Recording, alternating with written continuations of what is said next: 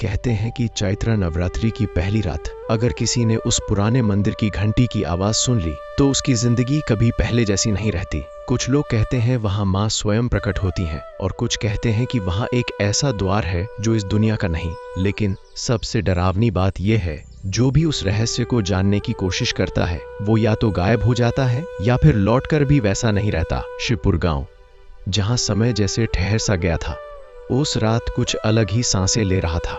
दिन भर की चहल पहल के बाद भी वातावरण में एक अनकहा तनाव घुला हुआ था। हर घर में दीप जल रहे थे, स्त्रियां माता की चौकी सजा रही थीं और बच्चे भी असामान्य रूप से शांत थे, जैसे उन्हें किसी अनदेखे भय का एहसास हो। गांव के बीचों बीच खड़ा वह प्राचीन मंदिर, जिसकी दीवारों पर समय की दरारें साफ दिखती थीं, आज भी उतना ही रहस्यमय था जितना वर्षों पहले रहा होगा। कहते हैं इस मंदिर का गर्भगृह कभी बंद नहीं था, लेकिन एक घटना के बाद उसे हमेशा के लिए सील कर दिया गया। उस घटना के बारे में कोई खुलकर बात नहीं करता, बस आंखों में डर उतर आता है। आरव, जो शहर में पढ़ाई करके लौटा था, इन सब बातों को बचपन की कहानियां समझकर हंस देता था। लेकिन आज जब उसने गांव के लोगों की आंखों में वही पुराना डर देखा तो उसके अंदर भी हल्की सी बेचैनी जाग उठी, एक ऐसी बेचैनी जिसे वह समझ नहीं पा रहा था। शाम ढलते ढलते पूरा गांव जैसे किसी अदृश्य नियम के अधीन हो गया। सूर्यास्त के बाद किसी ने भी मंदिर की दिशा में कदम नहीं बढ़ाया।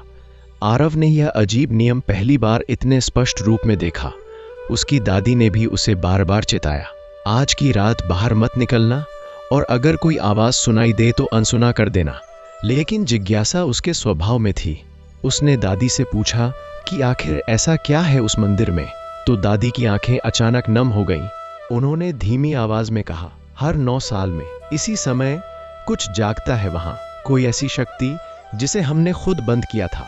आरव ने हंसते हुए बात टाल दी, लेकिन उसके मन में सवालों का एक तूफान उठ चुका था। वह समझ नहीं पा रहा था कि एक पूरा गांव आखिर किस बात से इतना डरा हुआ है। रात गहराने लगी। आसमान में चांद बादलों के पीछे छिप छिप कर झांक रहा था और हवा में एक अजीब ठंडक घुल गई थी। आरव अपने कमरे में लेटा था, लेकिन नींद उसकी आंखों से कोसों दूर थी। उसके कान हर छोटी सी आवाज पर चौकन्ने हो जाते। अचानक ठीक आधी रात के आसपास एक तेज और स्पष्ट ध्वनि ने सन्नाटे को चीर दिया। टन टन टन, मंदिर की घंटी की आवाज। आरव का दिल जोर जोर से धड़कने लगा। उसने घड़ी देखी, 12 बजे थे। लेकिन यह कैसे हो सकता है? मंदिर तो शाम को ही बंद कर दिया गया था। उसने खिड़की से बाहर झांका। पूरा गांव अंधेरे में डूबा हुआ था, कहीं कोई हलचल नहीं थी। फिर यह घंटी कौन बजा रहा था? हर एक ध्वनि उसके दिल की धड़कन के साथ तालमेल बिठा रही थी, जैसे कोई उसे बुला रहा हो, जैसे कोई उसे वहां आने के लिए मजबूर कर रहा हो। कुछ पल तक वह खुद को रोकता रहा, लेकिन उसकी जिज्ञासा उस डर से कहीं ज्यादा मजबूत थी। उसने धीरे से दरवाजा खोला और बिना आवाज किए बाहर निकल आया। ठंडी हवा उसके चेहरे से टकराई और उसे लगा जैसे कोई अदृश्य नजरें उसे देख रही हों। वह धीरे धीरे मंदिर की ओर बढ़ने लगा। हर कदम के साथ उसके मन में डर और उत्सुकता का संघर्ष चलता रहा। रास्ते में पेड़ों की परछाइयां अजीब आकृतियां बना रही थीं और कहीं कहीं से उल्लू की आवाज सन्नाटे को और गहरा कर रही थी। जैसे ही वह मंदिर के करीब पहुंचा, घंटी की आवाज और तेज हो गई। अब वह साफ सुन सकता था कि यह कोई सामान्य ध्वनि नहीं थी। इसमें एक अजीब लय थी, जैसे कोई विशेष अनुष्ठान चल रहा हो। मंदिर के मुख्य द्वार के सामने पहुंचकर वह ठिठक गया। दरवाजे बंद थे, लेकिन अंदर से हल्की सी सुनहरी रोशनी बाहर झलक रही थी। यह देखकर उसकी रूह कांप उठी। उसने धीरे धीरे दरवाजे के पास जाकर एक दरार से अंदर झांकने की कोशिश की। जो दृश्य उसने देखा, उसने उसकी सांसें रोक दी। अंदर एक स्त्री की आकृति खड़ी थी, लंबे बाल, सफेद वस्त्र और उसके चारों ओर एक हल्की चमक। वह धीरे धीरे गर्भगृह की ओर बढ़ रही थी, जैसे किसी अदृश्य शक्ति के प्रभाव में हो। आरव को समझ नहीं आया कि वह सपना देख रहा है या सच। उसकी आंखें उस आकृति पर जमी रह गईं और उसका शरीर जैसे जड़ हो गया। अचानक उस स्त्री ने जैसे ही एक कदम और आगे बढ़ाया, मंदिर के अंदर की रोशनी एक पल के लिए तेज हो गई और उसी क्षण घंटी की आवाज रुक गई। अचानक चारों तरफ एक गहरा सन्नाटा छा गया। इतना गहरा कि आरव को अपनी सांसों की आवाज भी साफ सुनाई देने लगी। तभी धड़ाम, मंदिर का दरवाजा जोर से हिलने लगा, जैसे किसी ने अंदर से उसे खोलने की कोशिश की हो। आरव डरकर पीछे हट गया। उसके दिल की धड़कन इतनी तेज हो गई थी कि उसे लगा अभी बाहर निकल आएगी। वह समझ नहीं पा रहा था कि अब उसे क्या करना चाहिए, भाग जाए या वहीं खड़ा रहे। तभी उसे अपने पीछे किसी के चलने की आहट सुनाई दी। उसके पैरों तले जमीन खिसक गई। धीरे धीरे उसने पलटकर पीछे देखा और उसकी आंखें डर से फैल गईं। उसके पीछे एक बूढ़ा पुजारी खड़ा था। उसका चेहरा झुर्रियों से भरा हुआ था और उसकी आंखें पूरी तरह सफेद थीं, जैसे उनमें कोई जीवन ही न हो। वह धीरे धीरे आरव के करीब आया और उसकी आवाज में एक अजीब ठंडक थी। तुमने उसे देख लिया? आरव कुछ बोल नहीं पाया। उसके होंठ सूख गए थे और दिमाग काम करना बंद कर चुका था। पुजारी ने फिर कहा, जो भी उसे देखता है वह इस रहस्य से कभी दूर नहीं जा पाता। उसके शब्द हवा में गूंजते रहे। आरव को लगा जैसे उसके पैरों में जान ही नहीं बची। वह भागना चाहता था, लेकिन उसका शरीर उसकी बात नहीं मान रहा था। उसी क्षण मंदिर के अंदर से फिर वही रोशनी तेज हुई और दरवाजा अपने आप थोड़ा सा खुल गया। अंदर से एक ठंडी हवा का झोंका बाहर आया, जिसमें एक अजीब सी गंध थी, कुछ जली हुई चीज की और कुछ फूलों की खुशबू की। पुजारी ने अपनी उंगली उस खुले दरवाजे की ओर इशारा किया और धीमे से कहा, वह तुम्हें बुला रही है। आरव का दिल जोर से धड़कने लगा। उसे समझ नहीं आ रहा था कि यह सब क्यों हो रहा है और उसके साथ ही क्यों हो रहा है, लेकिन उसके भीतर कहीं एक अजीब खिंचाव महसूस हो रहा था, जैसे कोई अदृश्य शक्ति उसे उस दरवाजे के अंदर जाने के लिए मजबूर कर रही हो। और तभी अंदर खड़ी वही स्त्री आकृति धीरे धीरे मुड़ी। उसका चेहरा अब दरवाजे की ओर था और जैसे ही उसकी नजरें आरव से मिली, आरव की चीख उसके गले में ही अटक गई, क्योंकि वह चेहरा बिल्कुल उसकी माँ जैसा था, जो कई साल पहले मर चुकी थी। आरव की चीख उसके गले में ही अटक कर रह गई थी। उसकी आंखें उस चेहरे पर जमी थीं और दिमाग मानने को तैयार ही नहीं था कि जो वह देख रहा है वह सच हो सकता है। वह चेहरा उसकी माँ का था, वही आंखें, वही स्नेह, वही हल्की मुस्कान, लेकिन उसमें कुछ अजीब भी था, जैसे उस मुस्कान के पीछे कोई गहरा रहस्य छिपा हो, कोई ऐसा दर्द या क्रोध जो शब्दों में नहीं समझाया जा सकता। उसके पैरों ने अनजाने में एक कदम आगे बढ़ा दिया। पुजारी अब उसके बिल्कुल पास खड़ा था, लेकिन उसकी उपस्थिति जैसे अब मायने ही नहीं रखती थी। उस क्षण आरव के लिए सिर्फ वह आकृति थी, वह चेहरा जो उसे अपनी ओर खींच रहा था। हवा और ठंडी हो गई थी और मंदिर के भीतर से आती हल्की रोशनी अब एक अजीब लालिमा में बदलने लगी थी। जैसे ही आरव दरवाजे के और करीब पहुंचा, उसे अपने कानों में धीमी धीमी फुसफुसाहट सुनाई देने लगी, आरव आओ। यह आवाज बिल्कुल उसकी माँ की थी, लेकिन उसमें एक अनजानी गहराई थी, जैसे वह आवाज बहुत दूर से आ रही हो या फिर किसी और दुनिया से। उसने पीछे मुड़कर पुजारी को देखा, लेकिन अब वह वहां नहीं था, जैसे वह कभी था ही नहीं। चारों ओर सिर्फ सन्नाटा था और सामने खुला हुआ वह दरवाजा। उसके भीतर एक अजीब सा साहस और डर एक साथ उमड़ रहा था। उसे लगा कि अगर वह अभी पीछे हट गया तो शायद वह जिंदगी भर इस सवाल के साथ जिएगा कि उस रात आखिर सच क्या था। उसने गहरी सांस ली और धीरे धीरे उस दरवाजे के अंदर कदम रख दिया। जैसे ही उसने अंदर प्रवेश किया, उसे लगा जैसे वह किसी और ही दुनिया में आ गया हो। मंदिर का अंदरूनी हिस्सा वैसा नहीं था जैसा उसने दिन में देखा था। दीवारों पर अजीब प्रतीक बने हुए थे जो हल्की हल्की चमक रहे थे। हवा में अगरबत्ती और किसी जली हुई चीज की गंध मिलकर एक विचित्र माहौल बना रही थी। गर्भगृह के सामने वही स्त्री खड़ी थी, अब भी उसकी ओर पीठ किए हुए। आरव ने धीरे से पुकारा, माँ। उसकी आवाज कांप रही थी। वह आकृति कुछ पल के लिए स्थिर रही, फिर बहुत धीरे धीरे उसकी ओर मुड़ी। इस बार उसका चेहरा और साफ दिखाई दे रहा था। हाँ, वह उसकी माँ ही थी, लेकिन उसकी आंखों में वह ममता नहीं थी जो उसने बचपन में देखी थी। वहाँ एक अजीब खालीपन था, जैसे वह उसे पहचानती तो है, लेकिन फिर भी नहीं।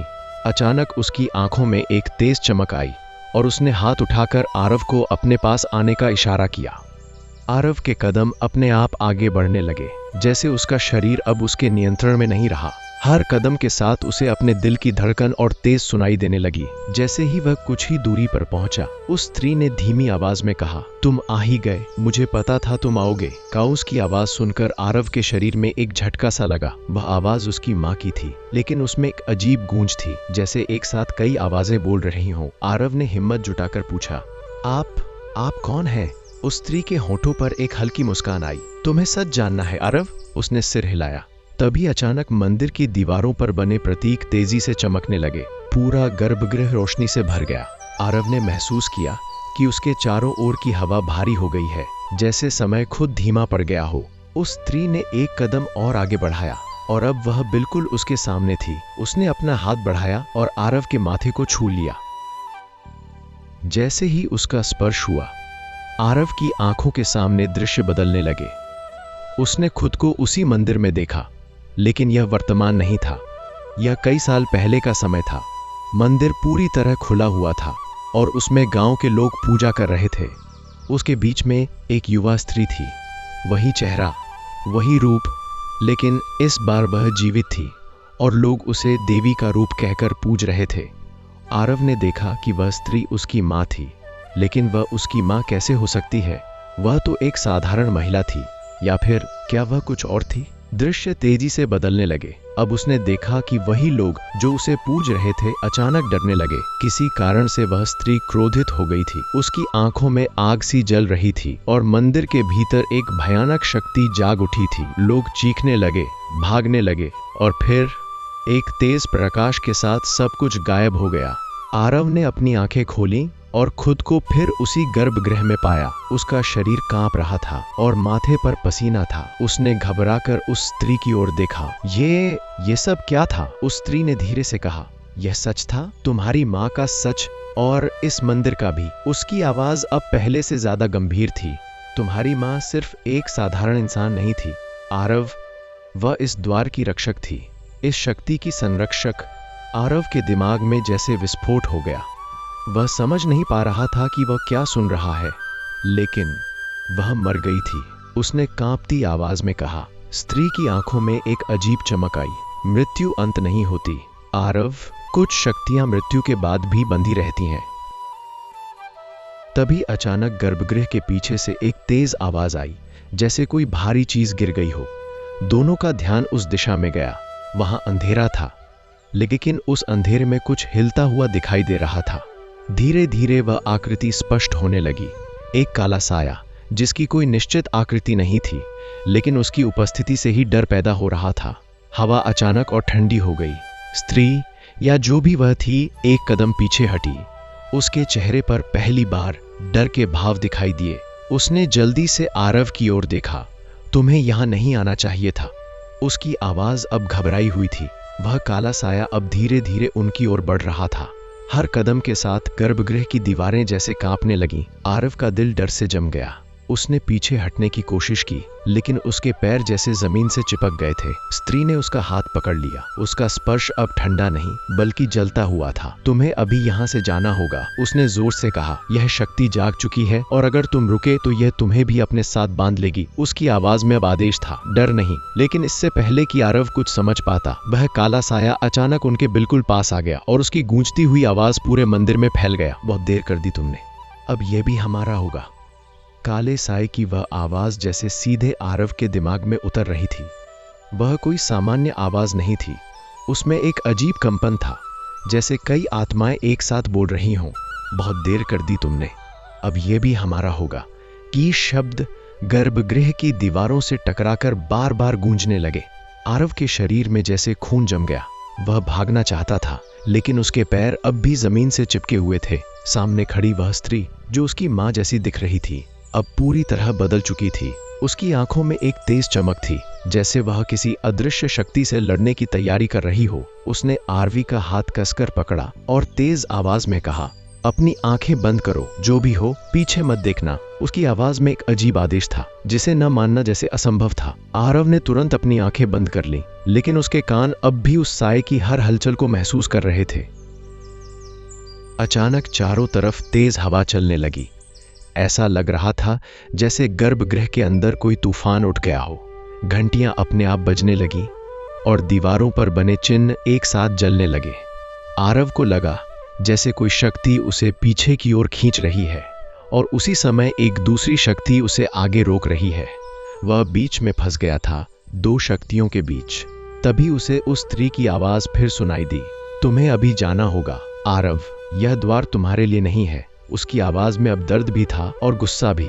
आरव ने आंखें खोलने की कोशिश की, लेकिन जैसे ही उसने हल्का सा पलकों को उठाया, उसने एक भयानक दृश्य देखा। वह काला साया अब एक विशाल रूप ले चुका था। उसकी आंखें लाल अंगारों की तरह चमक रही थीं और उसके चारों ओर अंधेरे की लपटें उठ रही थीं। आरव का दिल जोर से धड़कने लगा। उसने देखा कि वह स्त्री उस साए के सामने खड़ी थी, जैसे उसे रोकने की कोशिश कर रही हो। उसने अपने दोनों हाथ फैलाए और कुछ मंत्रों का उच्चारण करने लगी। उसकी आवाज अब बहुत तेज और शक्तिशाली हो गई थी, जैसे उसमें किसी देवी का बल उतर आया हो। जैसे ही उसने मंत्र पूरे किए, उसके शरीर से एक तेज प्रकाश निकला और उस काले साए से टकराया। एक पल के लिए ऐसा लगा जैसे पूरा गर्भगृह उस प्रकाश में डूब गया हो, लेकिन वह साया इतना कमजोर नहीं था। उसने एक भयानक गर्जना की और उस प्रकाश को जैसे निगल गया। तुम अब भी वही गलती कर रही हो, वह आवाज फिर गूंजी। तुम उसे बचा नहीं पाओगी।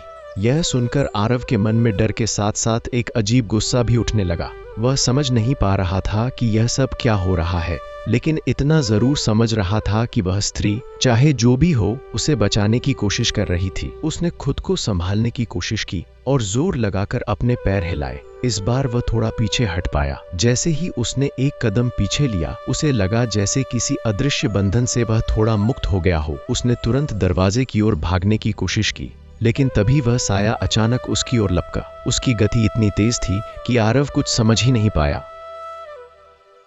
उसी क्षण वह स्त्री आरव के सामने आ गई और उसने अपने शरीर से उसे ढक लिया। एक जोरदार टक्कर की आवाज हुई और वह दोनों कुछ दूर जाकर गिर पड़े। आरव का सिर जमीन से टकराया और कुछ पल के लिए उसकी आंखों के सामने अंधेरा छा गया।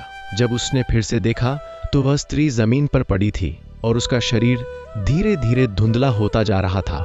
भागो, अभी पीछे, उसने बहुत मुश्किल से कहा। उसकी आवाज अब कमजोर हो चुकी थी। आरव की आंखों में आंसू आ गए। आप कौन हैं? मेरी माँ है या? वह कुछ बोल नहीं पा रहा था। स्त्री ने हल्की सी मुस्कान दी। सच, अभी नहीं। और उसकी आवाज धीरे धीरे खत्म हो गई। यह देखकर आरव के अंदर कुछ टूट गया, लेकिन उसी समय उसे उस काले साए की मौजूदगी का एहसास हुआ, जो अब फिर से उसकी ओर बढ़ रहा था। उसके पास अब सोचने का समय नहीं था। उसने तुरंत उठकर पूरी ताकत से दरवाजे की ओर दौड़ लगा दी। उसके पीछे वह साया भी तेजी से बढ़ रहा था। जैसे ही वह दरवाजे के पास पहुंचा, उसने महसूस किया कि बाहर की हवा अब भी वैसी ही ठंडी थी, लेकिन उसमें एक राहत भी थी। उसने एक झटके से दरवाजा पार किया और बाहर आ गया। जैसे ही वह बाहर निकला, मंदिर का दरवाजा अपने आप जोर से बंद हो गया। धड़ाम! आरव जमीन पर गिर पड़ा। उसकी सांसें तेज चल रही थीं और पूरा शरीर कांप रहा था। उसने पीछे मुड़कर मंदिर की ओर देखा। अब वहां सब कुछ शांत था। न कोई रोशनी, न कोई आवाज, जैसे कुछ हुआ ही न हो। लेकिन वह जानता था कि यह सिर्फ शुरुआत थी। उसके दिमाग में उस स्त्री की बातें गूंज रही थीं। यह द्वार तुम्हारे लिए नहीं है और सच अभी नहीं पारिम। वह समझ नहीं पा रहा था कि वह किस चीज में उलझ चुका है, लेकिन अब वह इससे बाहर नहीं निकल सकता था। तभी उसे अपने पीछे फिर वही आहट सुनाई दी। उसका दिल एक बार फिर डर से भर गया। उसने धीरे धीरे पीछे मुड़कर देखा और इस बार वहां कोई और खड़ा था। यह वही बूढ़ा पुजारी था, लेकिन इस बार उसकी आंखें सफेद नहीं थीं, वे गहरी काली थीं और उनमें एक अजीब चमक थी। उसने धीरे से मुस्कुराते हुए कहा, तुम बचकर आ गए, लेकिन ज्यादा देर नहीं कोई। उसकी आवाज अब पहले से भी ज्यादा डरावनी थी। आरवी कुछ बोल पाता उससे पहले ही पुजारी ने अपना हाथ उठाया और मंदिर की ओर इशारा किया। जो अंदर है वह अब जाग चुका है और वह तुम्हें ढूंढेगा। कि उसके शब्द हवा में गूंजते रहे। आरव के मन में डर और सवालों का तूफान था, लेकिन सबसे बड़ा सवाल अब भी उसके सामने था। वह स्त्री कौन थी? और अगर वह उसकी माँ नहीं थी, तो फिर उसकी माँ के चेहरे में वह क्यों दिख रही थी? बारवी कुछ पल तक वहीं जड़ बना खड़ा रहा। उसके कानों में अब भी पुजारी की आवाज गूंज रही थी। वह तुम्हें ढूंढेगा। कि यह वाक्य जैसे उसके भीतर कहीं गहराई तक उतर गया था। उसने कांपते हुए पीछे मंदिर की ओर देखा, लेकिन अब वहां सिर्फ सन्नाटा था। न कोई रोशनी, न कोई हलचल, बस एक गहरा अंधेरा, जैसे कुछ हुआ ही ना हो। लेकिन आरव जानता था कि जो उसने देखा वह कोई भ्रम नहीं था। उसके कदम अपने आप पीछे हटने लगे और फिर वह अचानक मुड़ा और तेजी से गांव की ओर भागने लगा। रास्ते में पेड़ों की परछाइयां अब और भी डरावनी लग रही थीं, जैसे हर छाया में कोई छिपा हो। हवा में एक अजीब सी सरसराहट थी और हर आवाज उसे चौंका रही थी। उसका दिल इतनी तेजी से धड़क रहा था कि उसे लग रहा था जैसे वह फट जाएगा। वह तब तक नहीं रुका जब तक वह अपने घर के दरवाजे तक नहीं पहुंच गया। दरवाजा बंद करते ही उसने राहत की एक लंबी सांस ली, लेकिन यह राहत भी अधूरी थी। उसका पूरा शरीर कांप रहा था और दिमाग में एक के बाद एक दृश्य घूम रहे थे। वह स्त्री, उसका माँ जैसा चेहरा, काला साया और वह रहस्यमयी पुजारी। वह समझ नहीं पा रहा था कि यह सब सच था या कोई भयानक सपना। तभी उसे पीछे से अपनी दादी की आवाज सुनाई दी। कहाँ गया था तू? उनकी आवाज में चिंता और गुस्सा दोनों थे। आरव धीरे धीरे पलटा। दादी की आंखें उसे घूर रही थीं, जैसे उन्हें पहले से सब पता हो। वह कुछ पल चुप रहा, फिर बोला, मंदिर। यह शब्द सुनते ही दादी का चेहरा पीला पड़ गया। उन्होंने तुरंत दरवाजे के कुंडे को कसकर बंद किया और खिड़कियों की ओर देखा, जैसे कोई बाहर से सुन रहा हो। तुझे मना किया था ना? उनकी आवाज अब धीमी और डर से भरी हुई थी। आरव ने सब कुछ बताने की कोशिश की, जो उसने देखा, जो उसने महसूस किया, और वह स्त्री जो उसकी माँ जैसी दिख रही थी। जैसे जैसे वह बोलता गया, दादी का चेहरा और गंभीर होता गया। जब उसने माँ का जिक्र किया तो दादी की आंखों में आंसू आ गए। उन्होंने धीरे से कुर्सी पर बैठते हुए कहा, मुझे डर था यही दिन आएगा। अरवा हैरान रह गया। आपको पता था? दादी ने उसकी ओर देखा। उनकी आंखों में अब सिर्फ डर नहीं, बल्कि एक गहरा राज छिपा था। तेरी माँ वो जैसी दिखती थी वैसी थी नहीं। ये शब्द सुनते ही आरव के भीतर कुछ टूट गया। उसने घबरा कर पूछा, मतलब? दादी कुछ पल चुप रही, जैसे सही शब्द ढूंढ रही हों। तेरी माँ इस गांव में पैदा नहीं हुई थी, उन्होंने धीरे धीरे कहना शुरू किया। वह यहां आई थी एक खास वजह से। आरवों की सांसें थम गईं। कौन सी वजह? दादी ने गहरी सांस ली। इस मंदिर की रक्षा के लिए। यह सुनते ही आरव का दिमाग जैसे सुन्न हो गया। उसे उस स्त्री की बात याद आई। वह इस द्वार की रक्षक थी। क्या यह सब सच हो सकता है? दादी ने आगे कहा, हर कुछ साल में यह द्वार कमजोर पड़ता है और तब एक रक्षक की जरूरत होती है जो उस शक्ति को नियंत्रित रख सके। उनकी आवाज कांप रही थी। तेरी माँ वही रक्षक थी। कमरे में सन्नाटा छा गया। बाहर कहीं कुत्तों के भौंकने की आवाज गूंज रही थी, जो इस माहौल को और भयावह बना रही थी। आरव के मन में अब और भी सवाल उठने लगे। लेकिन अगर माँ रक्षक थी तो वह मरी कैसे? यह सवाल सुनते ही दादी की आंखों में दर्द साफ झलकने लगा। उन्होंने नजरें झुका लीं। वह मरी नहीं थी। यह सुनकर आरव का दिल एक पल के लिए रुक गया। तो फिर? दादी ने उसकी ओर देखा। उसे उस द्वार में बांध दिया गया था। यह शब्द जैसे किसी हथौड़े की तरह आरव के दिल पर पड़े। किसने? उसकी आवाज कांप रही थी। दादी ने धीरे से कहा, गांव वालों ने और उस पुजारी ने। यह सुनते ही आरव के दिमाग में उस बूढ़े पुजारी का चेहरा घूम गया। पहले सफेद आंखें, फिर काली, उसकी रहस्यमयी मुस्कान, सब कुछ जैसे अब समझ आने लगा। लेकिन फिर भी बहुत कुछ अधूरा था। लेकिन ऐसा क्यों किया? आरव ने लगभग चिल्लाते हुए पूछा। दादी की आंखों से आंसू बहने लगे, क्योंकि वह शक्ति उसके नियंत्रण से बाहर जा रही थी। उन्होंने कांपती आवाज में कहा, वह उसे रोक नहीं पा रही थी, और अगर वह शक्ति पूरी तरह बाहर आ जाती तो पूरा गांव खत्म हो जाता। यह सुनकर आरव के रोंगटे खड़े हो गए। तो उन्होंने माँ को ही बंद कर दिया? दादी ने सिर हिला दिया। हाँ, उसे उसी शक्ति के साथ बांध दिया गया ताकि वह बाहर न आ सके। कमरे में एक भारी सन्नाटा छा गया। आरव की आंखों के सामने वह दृश्य घूम गया। वह स्त्री जो उसे बचाने की कोशिश कर रही थी, जो शायद उसकी माँ ही थी या उसका कोई हिस्सा। तभी अचानक बाहर से फिर वही घंटी की आवाज सुनाई दी, टन टन। आरव और दादी दोनों चौंक गए। उन्होंने एक दूसरे की ओर देखा। दादी की आंखों में डर और गहरा हो गया। यह दूसरी रात की शुरुआत है। उनकी आवाज फुसफुसाहट से भी धीमी थी। हर रात वह शक्ति और मजबूत होती जाएगी। आरव का दिल फिर से तेजी से धड़कने लगा। उसने खिड़की की ओर देखा। मंदिर की दिशा में फिर हल्की रोशनी दिखाई दे रही थी, लेकिन इस बार कुछ अलग था। वह रोशनी स्थिर नहीं थी, वह हिल रही थी, जैसे कोई बाहर आ रहा हो। क्या होगा? आरव ने घबराकर पूछा। दादी ने उसका हाथ कसकर पकड़ा। अब तू छिप नहीं सकता। उनकी आंखों में एक अजीब दृढ़ता आ गई थी, क्योंकि उसने तुझे देख लिया है। यह सुनते ही आरव के शरीर में सिहरन दौड़ गई। तभी दरवाजे पर अचानक जोर से दस्तक हुई। ठक ठक ठक। दोनों के दिल जैसे उछल पड़े। इतनी रात को कौन हो सकता है? दादी धीरे धीरे दरवाजे की ओर बढ़ी। उनकी चाल में डर साफ दिखाई दे रहा था। उन्होंने दरवाजे के पास जाकर कांपते हुए पूछा, कौन है? कुछ पल तक कोई जवाब नहीं आया। फिर बाहर से एक जानी पहचानी आवाज आई, दरवाजा खोलो, मैं हूँ। आवाज बिल्कुल आरव की माँ की थी। दरवाजे के उस पार से आती आवाज ने जैसे समय को थाम लिया था। आरव और उसकी दादी दोनों जड़ होकर खड़े रह गए। वह आवाज इतनी परिचित, इतनी सच्ची कि उसे झूठ मानना मुश्किल था, लेकिन उस पर भरोसा करना उससे भी ज्यादा खतरनाक। दादी के हाथ कांप रहे थे। उन्होंने धीरे से आरव का हाथ पकड़ा और फुसफुसाई, कुछ भी हो जाए दरवाजा मत खोलना की। लेकिन बाहर से फिर वही आवाज आई, इस बार और भी कोमल और भी दर्द भरी। आरव, बेटा मुझे अंदर आने दे, बहुत ठंड लग रही है। यह सुनते ही आरवी का दिल जैसे टूट गया। उसकी आंखों में आंसू आ गए। ये उसकी माँ की ही आवाज थी, वही स्नेह, वही पुकार।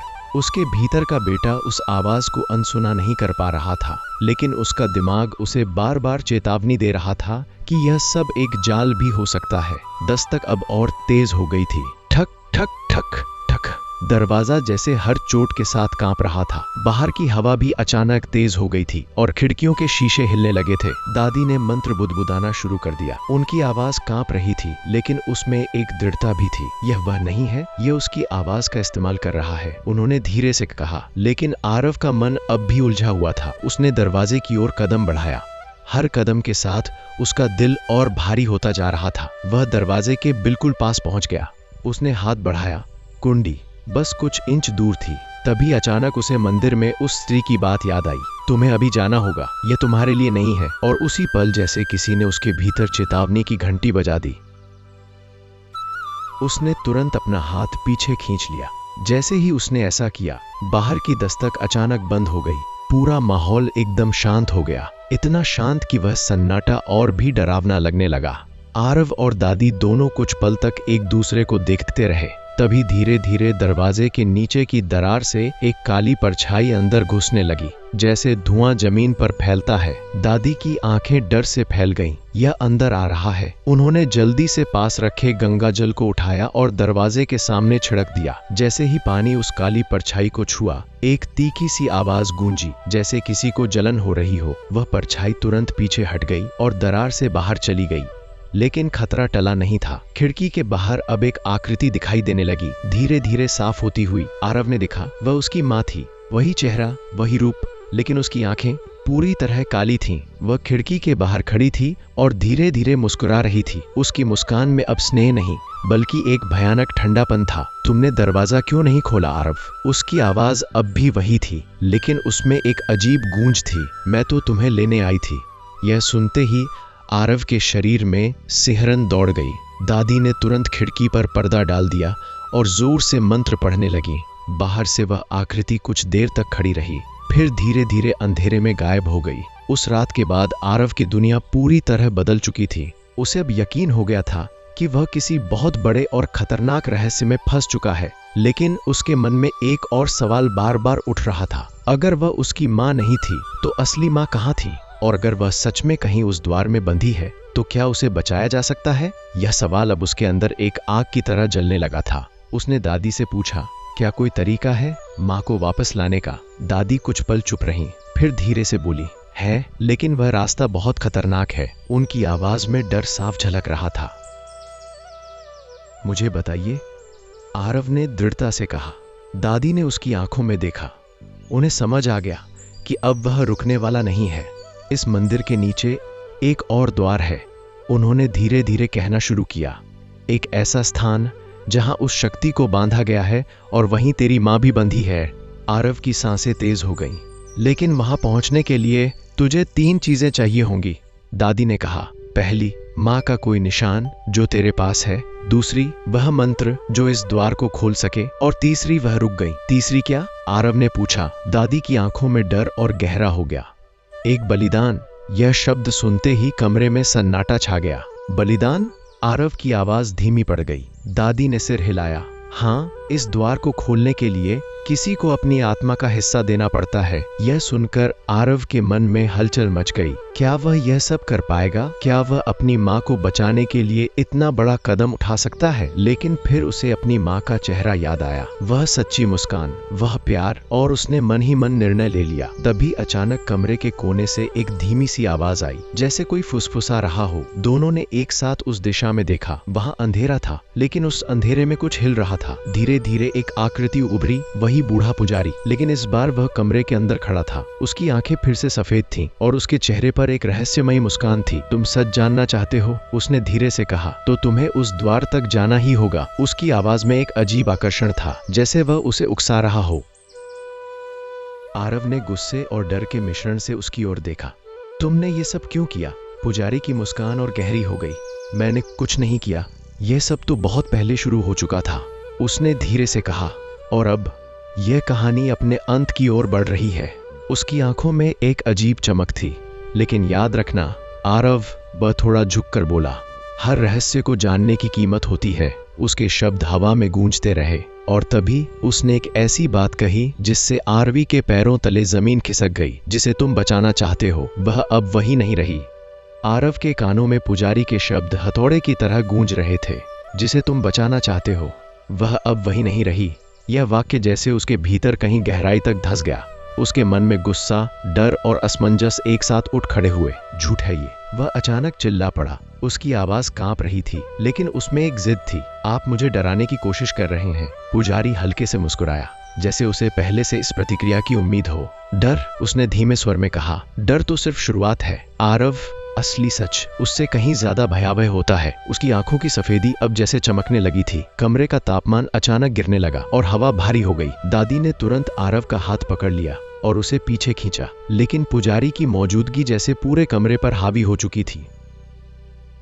तुम्हारी माँ अब उस शक्ति का हिस्सा बन चुकी है, पुजारी ने आगे कहा। उसकी आवाज में एक ठंडी सच्चाई थी। जिसे तुम अद्वार कहते हो वह सिर्फ एक कैद खाना नहीं है, वह एक जीवित शक्ति है और जो भी उसमें बंधता है वह धीरे धीरे उसी का रूप ले लेता है। यह सुनते ही आरव के दिमाग में वह दृश्य घूम गया। मंदिर में खड़ी वह स्त्री, उसकी माँ का चेहरा, लेकिन आंखों में अजीब खालीपन। क्या वह सच में बदल चुकी थी या फिर यह पुजारी उसे भ्रमित कर रहा था? उसके भीतर का संघर्ष और गहरा हो गया। तो फिर वह मुझे बचाने की कोशिश क्यों कर रही थी? उसने पुजारी की आंखों में देखते हुए पूछा। यह सवाल सुनकर पुजारी कुछ पल के लिए चुप हो गया। फिर उसके होठों पर एक रहस्यमयी मुस्कान आ गई, क्योंकि उसका एक हिस्सा अब भी तुमसे जुड़ा हुआ है। एक कमरे में सन्नाटा छा गया। दादी की सांसें तेज हो गई थीं। उन्होंने कांपते हुए कहा, तुम यहाँ क्यों आए हो? पुजारी ने धीरे धीरे उनकी ओर देखा, क्योंकि समय आ गया है। उसकी आवाज गहरी और गंभीर हो गई थी। 9 साल का चक्र पूरा होने वाला है और इस बार द्वार पूरी तरह खुलेगा। यह सुनते ही दादी के चेहरे का रंग उड़ गया। नहीं, ऐसा नहीं हो सकता, उन्होंने फुसफुसाते हुए कहा। पुजारी ने सिर हिलाया। तुम जानती हो, इसे रोका नहीं जा सकता, बस टाला जा सकता है। उसकी नजर अब फिर से आरवी पर टिक गई और इस बार यह उसी पर निर्भर करेगा, उसने उंगली से इशारा करते हुए कहा। आरव के भीतर एक अजीब सी ऊर्जा उठने लगी। उसे महसूस हो रहा था कि अब वह सिर्फ एक दर्शक नहीं रहा, वह इस पूरी घटना का केंद्र बन चुका है। अगर यह सब मेरे ऊपर है तो मुझे सच जानना होगा, उसने दृढ़ता से कहा। पुजारी की मुस्कान और गहरी हो गई। सच, उसने धीरे से दोहराया। सच हमेशा 2 चेहरे लेकर आता है।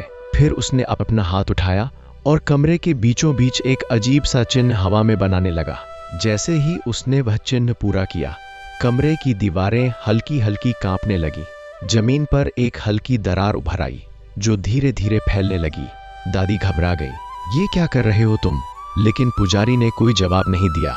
दरार अब एक गोलाकार आकृति में बदल चुकी थी और उसके भीतर से वही ठंडी हवा निकलने लगी जो आरव ने मंदिर में महसूस की थी। यह वही रास्ता है, पुजारी ने कहा, जो मंदिर के नीचे जाता है उस द्वार तक। आरव ने उस दरार की ओर देखा। उसके भीतर गहरा अंधेरा था, लेकिन उस अंधेरे में कुछ हल्की सी हलचल भी थी, जैसे कोई उसे अंदर बुला रहा हो। उसके दिल की धड़कन तेज हो गई, लेकिन इस बार उसके भीतर डर के साथ साथ एक अजीब साहस भी था। उसे महसूस हो रहा था कि अगर वह अब पीछे हट गया तो शायद वह कभी सच नहीं जान पाएगा। याद रखना, पुजारी की आवाज फिर गूंजी। एक बार अंदर जाने के बाद लौटना आसान नहीं होगा। कि दादी ने तुरंत कहा, मत जाना आरव, यह जाल है। उनकी आंखों में आंसू थे, लेकिन आरव अब निर्णय ले चुका था। उसने धीरे से दादी का हाथ छोड़ा और कहा, अगर मैं नहीं गया तो यह सब कभी खत्म नहीं होगा। उसकी आवाज में एक अजीब दृढ़ता थी। दादी ने उसे रोकने की कोशिश की, लेकिन वह धीरे धीरे उस दरार की ओर बढ़ गया। हर कदम के साथ उसे महसूस हो रहा था कि जमीन जैसे और ठंडी होती जा रही है। जैसे ही वह उस दरार के बिल्कुल पास पहुंचा, अचानक उसके कानों में फिर वही आवाज गूंजी, आरव। वह ठिठक गया। यह आवाज फिर से उसकी माँ की थी, लेकिन इस बार उसमें दर्द ज्यादा था, डर ज्यादा था। मत आओ। वह आवाज कमजोर थी, जैसे किसी कैद में हो। आरव का दिल जोर से धड़कने लगा। उसने पीछे मुड़कर पुजारी की ओर देखा। वह बस मुस्कुरा रहा था। देखा, उसने धीरे से कहा, वह तुम्हें रोकना चाहती है क्योंकि वह जानती है अंदर क्या है। यह सुनकर आरव के मन में फिर एक क्षण के लिए संदेह आया, लेकिन फिर उसने अपनी मुट्ठी कस ली। मैं उसे छोड़ नहीं सकता, उसने धीमे लेकिन स्पष्ट शब्दों में कहा, और बिना कुछ सोचे उस दरार के अंदर कदम रख दिया। जैसे ही उसका पैर उस अंधेरे में पड़ा, उसे लगा जैसे वह किसी गहरी खाई में गिर रहा है। चारों तरफ अंधेरा था और एक तेज हवा उसे नीचे खींच रही थी। उसके कानों में कई आवाजें गूंजने लगी, रोने की, चिल्लाने की और कुछ फुसफुसाहटें जो समझ में नहीं आ रही थीं। उसका शरीर हल्का हो गया, जैसे वह हवा में तैर रहा हो या फिर गिर रहा हो। उसे कुछ समझ नहीं आ रहा था। अचानक एक जोरदार झटका लगा और वह जमीन पर आ गिरा। कुछ पल के लिए सब कुछ शांत हो गया। उसने धीरे धीरे अपनी आंखें खोली और जो उसने देखा उससे उसका दिल थम गया। वह अब मंदिर के नीचे था, लेकिन यह कोई साधारण जगह नहीं थी। चारों तरफ काले पत्थरों की दीवारें थीं, जिन पर अजीब से चिन्ह बने हुए थे। बीच में एक विशाल दरवाजा था, लोहे का, भारी, और उस पर कई ताले लगे हुए थे। लेकिन सबसे डरावनी बात यह थी कि उन तालों के बीच किसी के हाथ दिखाई दे रहे थे, जैसे कोई अंदर से बाहर निकलने की कोशिश कर रहा हो। और तभी उस दरवाजे के पीछे से एक धीमी सी आवाज आई, अरवार, तुम आ ही गए। आरव के कानों में वह आवाज गूंजती रही, आरव, तुम आ ही गए। उसका दिल इतनी तेजी से धड़क रहा था कि उसे लगा अभी छाती से बाहर निकल आएगा। वह कुछ पल तक वहीं जड़ बना खड़ा रहा। उसकी नजर उस विशाल लोहे के दरवाजे पर टिकी हुई थी। उन जंग लगे तालों के बीच से बाहर निकलते हुए हाथ, जैसे किसी ने वर्षों से बाहर आने की कोशिश की हो। उसकी सांसें भारी हो गईं। उसने धीरे धीरे एक कदम आगे बढ़ाया, फिर दूसरा। हर कदम के साथ उसके जूते की आवाज उस सुनसान जगह में गूंज रही थी। वह दरवाजे के करीब पहुंचा और कांपते हुए बोला, कौन? उसकी आवाज कमजोर थी, लेकिन उस सन्नाटे में साफ सुनाई दे रही थी। कुछ पल के लिए फिर सन्नाटा छा गया और फिर वही आवाज, इस बार और भी करीब, मुझे पहचानते नहीं आरव? उसके शरीर में सिहरन दौड़ गई। यह आवाज वही थी, उसकी माँ की, लेकिन इस बार उसमें कुछ और भी था। एक गहराई, एक थकान, जैसे वह बहुत लंबे समय से कैद में हो। माँ, उसके होठों से खुद ब खुद यह शब्द निकल गया। जैसे ही उसने यह कहा, दरवाजे के पीछे से हल्की सी हलचल हुई। उन हाथों में हरकत तेज हो गई, जैसे किसी ने अचानक नई ताकत पाली हो। हाँ, मैं ही हूँ, आवाज आई, लेकिन जल्दी करो, मेरे पास ज्यादा समय नहीं है। यह सुनकर आरव का दिल धक से रह गया। उसने तुरंत चारों ओर नजर दौड़ाई। उसे याद आया कि दादी ने 3 चीजों के बारे में बताया था, निशान, मंत्र और बलिदान। उसने अपनी जेब में हाथ डाला। वहां वह छोटी सी चांदी की चेन थी जो उसकी माँ ने उसे बचपन में दी थी। उसने उसे बाहर निकाला और कसकर पकड़ लिया। जैसे ही उसने वह चेन अपने हाथ में ली, उसके आसपास की हवा हल्की सी बदलने लगी। दीवारों पर बने चिन्ह हल्के हल्के चमकने लगे। यही है। दरवाजे के पीछे से आवाज आई, यह मेरा निशान है, इससे ताले कमजोर होंगे। आरवीटी। आरवा ने बिना देर किए वह चेन दरवाजे के एक ताले पर रख दी। जैसे ही चेन ने ताले को छुआ, एक हल्की सी चिंगारी निकली और वह ताला धीरे धीरे खुलने लगा। एक एक करके बाकी ताले भी हल्के हल्के हिलने लगे, जैसे किसी अदृश्य शक्ति के प्रभाव में हो। लेकिन तभी एक ठंडी हवा का झोंका उस जगह से गुजरा। आरव के शरीर में झटका लगा। उसे लगा जैसे कोई और भी वहां मौजूद है। उसने पीछे मुड़कर देखा। अंधेरे में कुछ हलचल थी। धीरे धीरे वह आकृति साफ होने लगी, वही काला साया जो मंदिर में था। उसकी आंखें फिर से लाल अंगारों की तरह चमक रही थीं।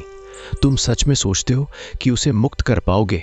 उसकी गूंजती हुई आवाज उस गुफा में फैल गई। आरव का दिल एक पल के लिए रुक गया, लेकिन उसने खुद को संभाला। मैं उसे यहां से निकालूंगा, उसने दृढ़ता से कहा। उसकी आवाज कांप रही थी, लेकिन उसमें एक जिद थी। साया हल्के से हंसा, एक भयानक गूंजती हुई हंसी। तुम्हें पता भी है तुम क्या कर रहे हो? उसने धीरे धीरे कहा। यह दरवाजा सिर्फ उसे कैद नहीं करता, यह इस दुनिया को बचाता भी है। यह सुनकर आरव के मन में एक पल के लिए संदेह आया। अगर तुमने इसे खोल दिया तो जो अंदर है वह बाहर आ जाएगा। कीफ साई की आवाज और गहरी हो गई, और तब न तुम बचोगे न यह गांव। ये शब्द हवा में गूंजते रहे। आरव के हाथ कांपने लगे। उसने दरवाजे की ओर देखा, फिर उस साई की ओर। उसका मन 2 हिस्सों में बंट चुका था। उसकी बात मत सुनो। एक दरवाजे के पीछे से फिर आवाज आई, इस बार और भी कमजोर। वह तुम्हें रोकना चाहता है, क्योंकि अगर मैं बाहर आ गई तो उसकी शक्ति खत्म हो जाएगी। ईपी आरव की सांसें तेज हो गईं। अब उसे समझ नहीं आ रहा था कि किस पर विश्वास करे। एक तरफ उसकी माँ की आवाज, दूसरी तरफ वह साया जो उसे डराने की कोशिश कर रहा था। लेकिन तभी उसे उस स्त्री की बात याद आई जिसने मंदिर में उसे बचाया था। वह भी तो उसी की तरह दिख रही थी और उसने उसे बचाने की कोशिश की थी। मैं अपनी माँ पर विश्वास करूंगा, उसने मन ही मन फैसला किया। उसने फिर से चेन को ताले पर दबाया। इस बार ताला पूरी तरह खुल गया और जमीन पर गिर पड़ा। जैसे ही पहला ताला टूटा, बाकी ताले भी तेजी से खुलने लगे। दरवाजा हल्का हल्का हिलने लगा। साया अब और पास आ गया था। तुम बहुत बड़ी गलती कर रहे होगी। उसकी आवाज अब गुस्से से भरी हुई थी। अचानक उसने अपना हाथ बढ़ाया और एक काली लहर आरव की ओर फेंकी। वह लहर इतनी तेज थी कि आरव संभल नहीं पाया और दूर जाकर गिर पड़ा। उसके हाथ से चेन छूट गई। साया धीरे धीरे उसकी ओर बढ़ने लगा। अब यह खत्म हो जाएगा, उसने कहा। लेकिन तभी दरवाजे के अंदर से एक तेज प्रकाश निकला। वह प्रकाश सीधे उस साय से टकराया। साया एक पल के लिए पीछे हट गया। उसी क्षण दरवाजा जोर से कांपा और धीरे धीरे खुलने लगा। आरव ने मुश्किल से उठकर देखा। दरवाजे के अंदर से वही स्त्री बाहर आ रही थी। वही चेहरा, वही आंखें, लेकिन इस बार उनमें एक अलग ही चमक थी।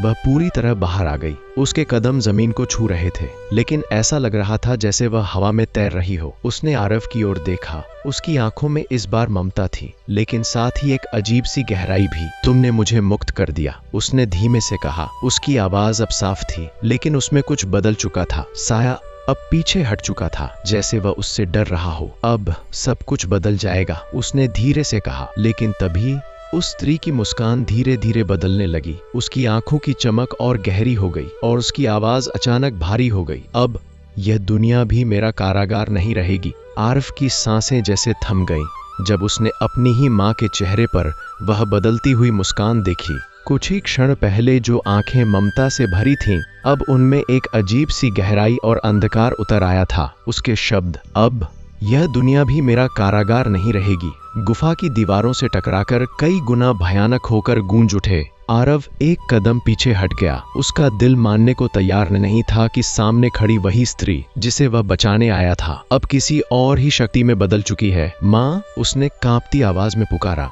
कुछ पल के लिए वह स्त्री स्थिर हो गई। उसकी आंखों में जैसे हल्की सी झिलमिलाहट हुई, जैसे भीतर कहीं कुछ अब भी जिंदा हो। लेकिन अगले ही क्षण वह भाव फिर गायब हो गया।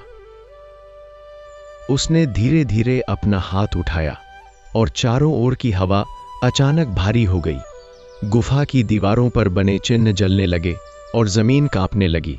वह काला साया जो अब तक पीछे हट गया था, फिर से आगे आया, लेकिन इस बार उसके स्वर में डर था। तुमने उसे पूरी तरह मुक्त नहीं किया, वह बोला। तुमने उसे उसके साथ भी मुक्त कर दिया। उसकी आवाज में चेतावनी थी। आरव ने घबराकर पूछा, क्या मतलब? साया कुछ पल चुप रहा, फिर बोला, उसके भीतर जो शक्ति बंधी थी, अब वह भी आजाद है। यह सुनते ही आरव के पैरों तले जमीन खिसक गई। उसे एहसास हुआ कि उसने जो किया उसका परिणाम शायद उसकी कल्पना से भी ज्यादा भयानक हो सकता है। अब वह स्त्री, या अब जो भी वह बन चुकी थी, धीरे धीरे आगे बढ़ी। उसके हर कदम के साथ जमीन में दरारें पड़ने लगी। उसकी आंखों से हल्की हल्की काली ऊर्जा निकल रही थी जो हवा में घुल रही थी। इतने साल मैंने इस कैद में बिताए, उसकी आवाज गूंज रही थी।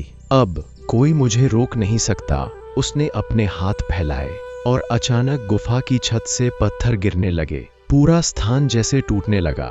आरव ने चारों ओर देखा। उसे समझ नहीं आ रहा था कि अब वह क्या करे। उसने जिस व्यक्ति को बचाने के लिए यह सब किया, वही अब सबसे बड़ा खतरा बन चुकी थी। माँ, आप खुद को रोकिए, आरव ने पूरी ताकत से चिल्लाया। उसकी आवाज में डर भी था और विनती भी। कुछ पल के लिए वह स्त्री रुकी। उसकी आंखें फिर से आरव पर टिकी। इस बार उनमें हल्की सी पहचान झलकी। आरव, उसने धीमे से कहा। उसकी आवाज में अब दर्द था। तुम्हें यहां नहीं आना चाहिए था। जी।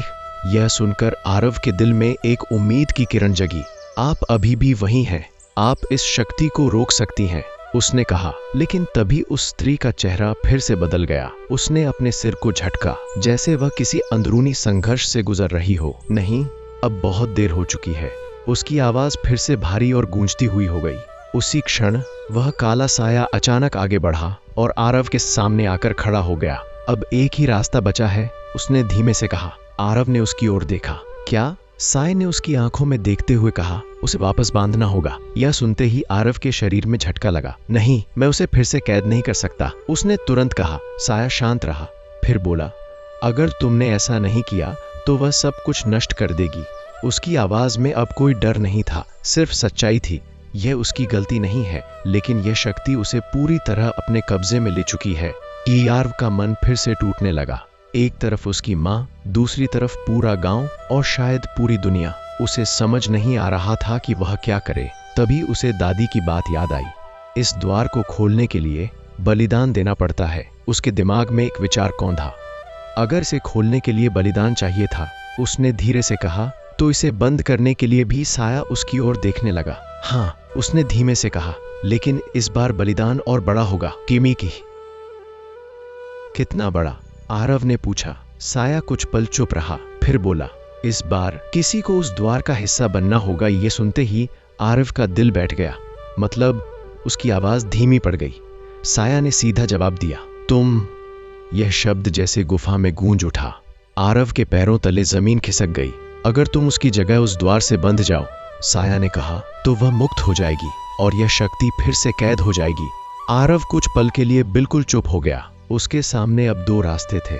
या तो वह अपनी माँ को ऐसे ही छोड़ दे और दुनिया को खतरे में डाल दे, या फिर खुद को उस अंधेरे में हमेशा के लिए कैद कर दे। उसकी आंखों के सामने उसकी माँ का चेहरा घूम गया। वह असली चेहरा जिसमें प्यार था, स्नेह था। उसने धीरे धीरे अपनी मुट्ठी कस ली। अगर यही एक रास्ता है, उसने धीमे लेकिन दृढ़ स्वर में कहा, तो मैं तैयार हूँ। तभी वह स्त्री फिर से जोर से चीखी। एक ऐसी चीख जिसमें दर्द, गुस्सा और अंधकार सब कुछ था। उसकी आंखों से काली ऊर्जा और तेजी से निकलने लगी। गुफा अब टूटने के कगार पर थी। साया ने जल्दी से कहा, फैसला अभी लेना होगा, वरना सब खत्म हो जाएगा। आरव ने आखिरी बार अपनी माँ की ओर देखा।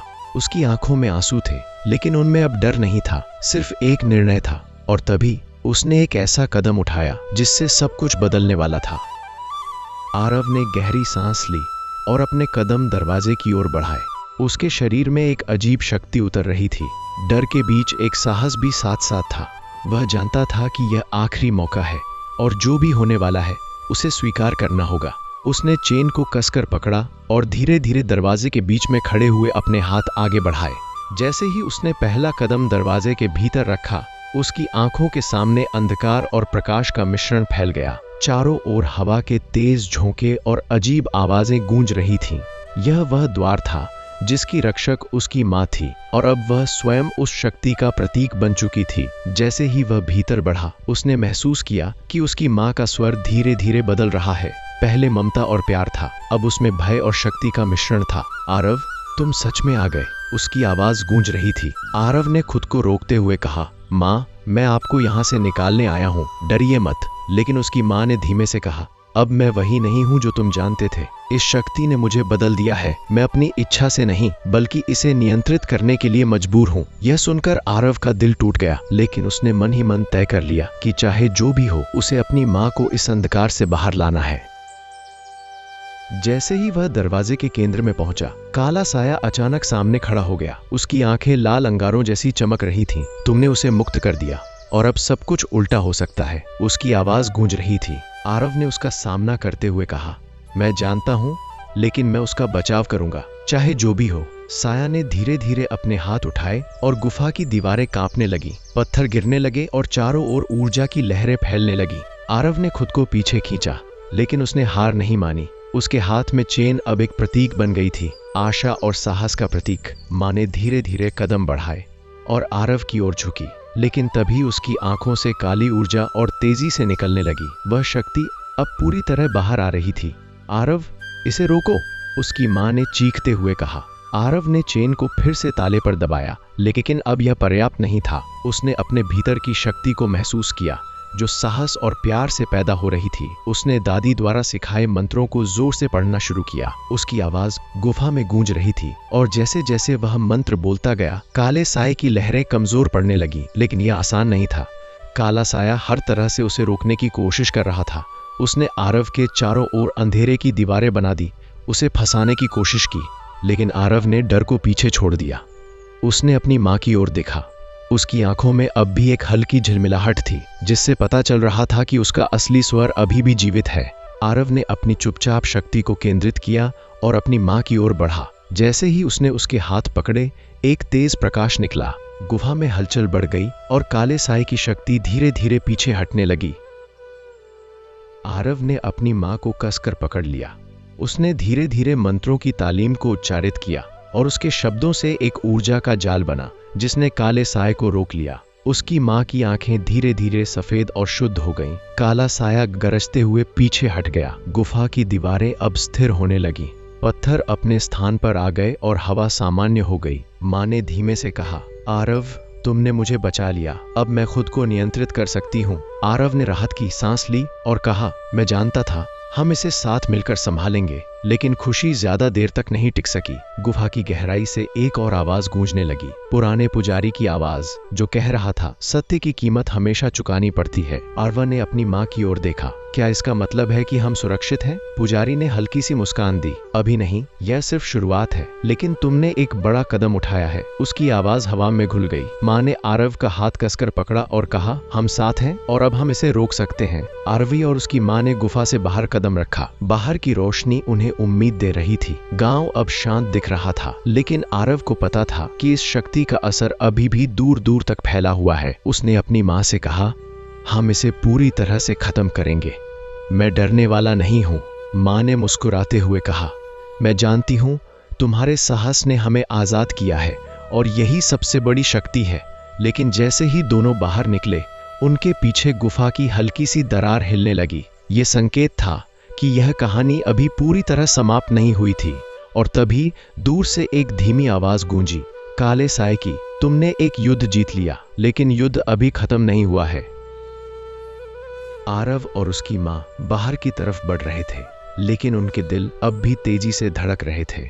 गुफा की हल्की सी दरार से निकलती हवा उन्हें लगातार चेतावनी दे रही थी कि खतरा अभी समाप्त नहीं हुआ। गांव की ओर लौटते हुए आरव ने महसूस किया कि रात का अंधेरा सामान्य से भी गहरा और भारी लग रहा है। हर पेड़ की शाखा, हर पत्थर की परछाई, सब कुछ जैसे किसी निगाह से देख रहे हो। उसने अपनी माँ की ओर देखा। उसके चेहरे पर अब शांति थी, लेकिन आंखों में सावधानी थी। उसने धीमे स्वर में कहा, आरव, यह शक्ति पूरी तरह खत्म नहीं हुई है। उसने हमें आजाद कर दिया है, लेकिन वह बाहर के लिए अब भी खतरा है। आरव ने सिर हिलाया। उसकी आंखों में दृढ़ता झलक रही थी। मैं समझ गया माँ, हमें इसे पूरी तरह नियंत्रित करना होगा। अब डरने का समय नहीं है। उनकी माँ ने उसकी पीठ पर हाथ रखा। सच में तुम्हारा साहस और धैर्य हमें बचाने का मार्ग दिखाएगा। दोनों धीरे धीरे गांव की ओर बढ़ने लगे, लेकिन हर कदम पर उन्हें एक अजीब गूंज सुनाई दे रही थी। यह वह आवाज थी जो गुफा के भीतर से आती थी। गूंज में साया, उसका अतीत और उस शक्ति की चेतावनी सभी शामिल थीं।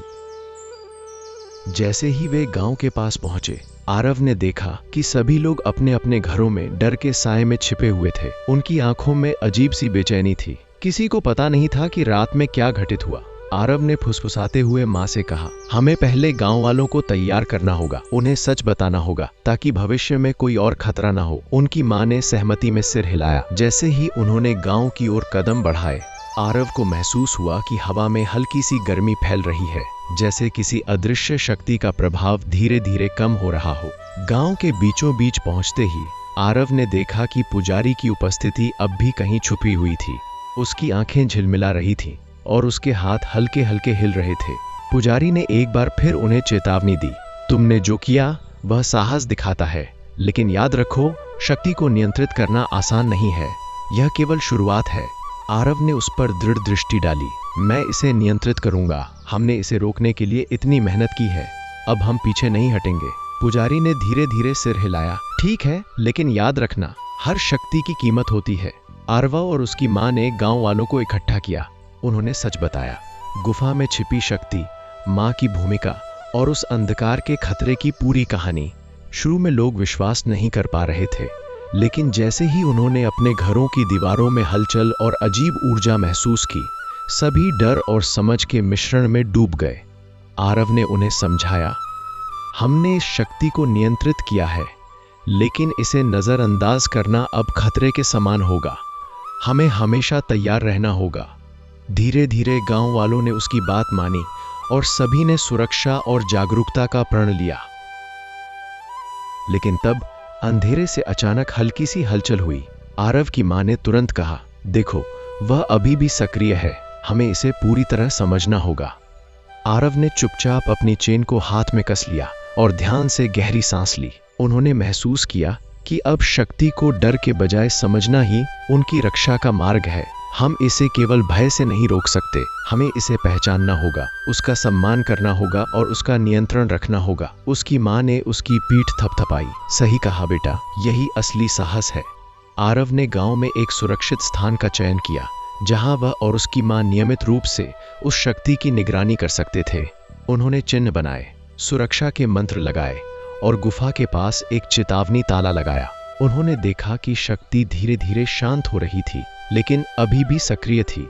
आरव ने महसूस किया कि यह सिर्फ एक समय की लड़ाई नहीं थी, बल्कि लंबी तैयारी और सतर्कता की आवश्यकता थी। उसकी मां ने कहा, आरव, अब तुम केवल रक्षक नहीं हो, तुम नेतृत्व करोगे। इस शक्ति और गांव दोनों की रक्षा तुम्हारे हाथ में है। धीरे धीरे समय बीतने लगा। गांव में सामान्य जीवन लौट आया, लेकिन आरव और उसकी मां हमेशा सतर्क रहे। उन्होंने बच्चों को मंत्र सिखाए और गांव वालों को चेतावनी दी कि अंधकार की शक्ति किसी भी समय सक्रिय हो सकती है। आरव ने महसूस किया कि डर और साहस हमेशा एक साथ रहेंगे।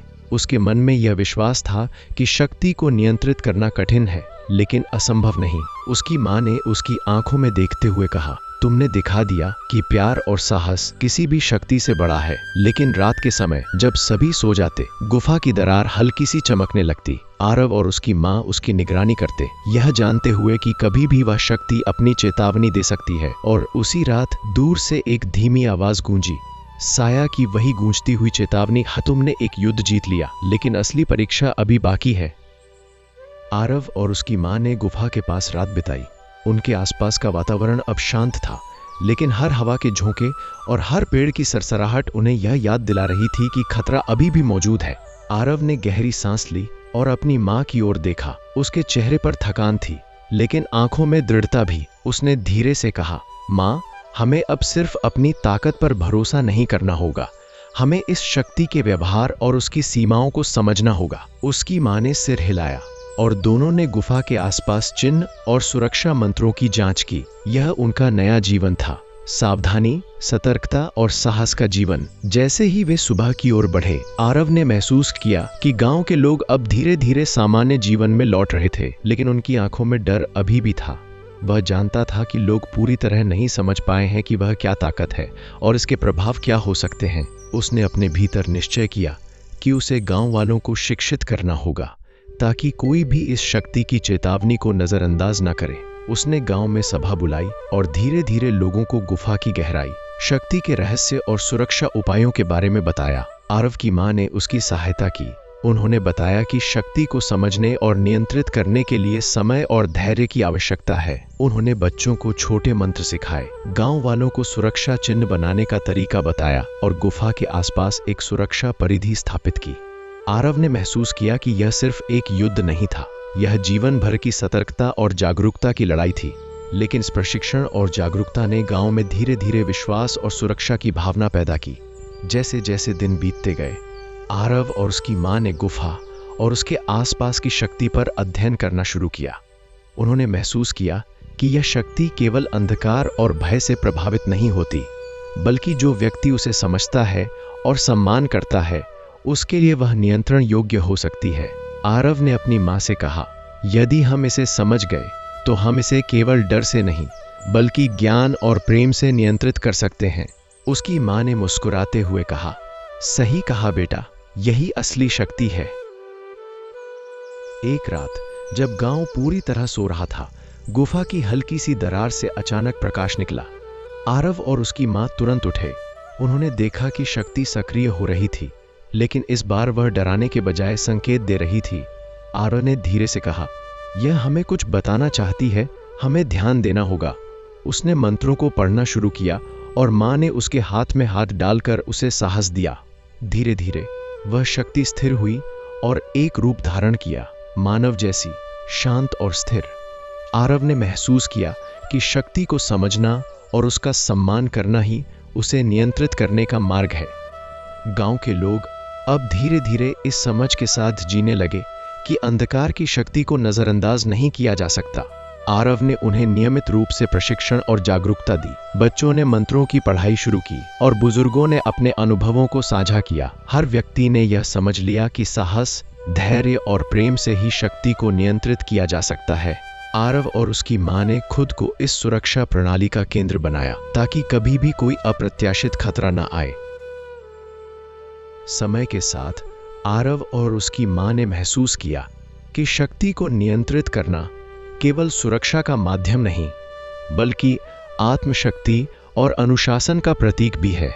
उन्होंने गांव में एक गुप्त स्थल स्थापित किया जहां शक्ति के अध्ययन और नियंत्रण की विधियां सिखाई जाती थीं। यहां हर व्यक्ति को अपने भीतर की शक्ति और साहस का ज्ञान प्राप्त होता था।